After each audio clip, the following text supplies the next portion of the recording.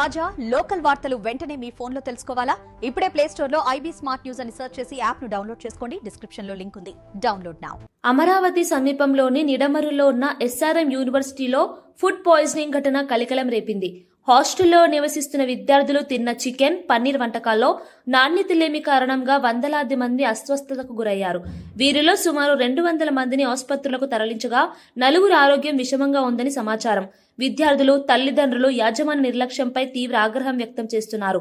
ఘటన బయటకు రాకుండా యాజమాన్యం దాచిపెట్టిందన్న ఆరోపణలు వెల్లువెత్తాయి. ఈ ఘటనపై స్పందించిన సిపిఐ రాష్ట్ర నాయకుడు ముప్పాల నాగేశ్వరరావు యాజమాన్యాన్ని తీవ్రంగా విమర్శించారు. ఆరోగ్య ప్రమాణాలు పాటించకపోవడం పెద్ద తప్పిదమని, గుంటూరు జిల్లా కలెక్టర్ విచారణకు ఆదేశాలు జారీ చేయాలని ఆయన డిమాండ్ చేశారు. విద్యార్థుల భద్రతకు తక్షణ చర్యలు తీసుకోవాలని ప్రభుత్వాన్ని కోరారు. ఫుడ్ పాయిజన్ అయితే వందలాది మంది విద్యార్థులకి హాస్టల్లో ట్రీట్ చేసి సుమారుగా 200-300 మందికి మరింత సీరియస్ అయిందని అన్నారు. అందులో 4 పరిస్థితి ఇబ్బందిగా ఉంటే వారిని ప్రైవేట్ హాస్పిటల్ తీసుకెళ్లి అక్కడి నుంచి ఇళ్లకు పంపించినట్టు తెలుస్తుంది. గతంలో కూడా ఇలాంటి పరిస్థితి వచ్చింది. ఇంత ఖరీదైన కాలేజీల్లో అత్యంత ఫీజులు చెల్లించి మంచి ఫుడ్ కూడా లేకుండా విద్యార్థులు ఇబ్బందులు పడుతున్న పరిస్థితి ఒకవైపు ఉంది. ఇలా ఫుడ్ పాయిజన్ అవటము మరోవైపు జరుగుతుంది. ఇది మీడియాకి కానీ, జిల్లా అధికారులకు కానీ ఎవరికి కూడా తెలియకుండా మేనేజ్ చేసినందువల్ల ఎవరికైనా ప్రాణాపాయం జరిగితే దీనికి బాధ్యత ఎస్ఆర్ఎం యూనివర్సిటీ వహిస్తుందా, లేదు మరెవరైనా బాధ్యత తీసుకుంటారా? ఇలాంటి విషయం వచ్చినప్పుడు దాచాల్సిన పరిస్థితి ఏముంది?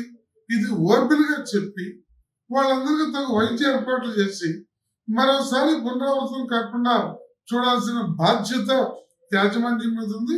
దీనిపై గుంటూరు జిల్లా కలెక్టర్ గారు ప్రత్యేక బృందాన్ని పంపించి ఏం జరిగిందో తెలుసుకోవాలి.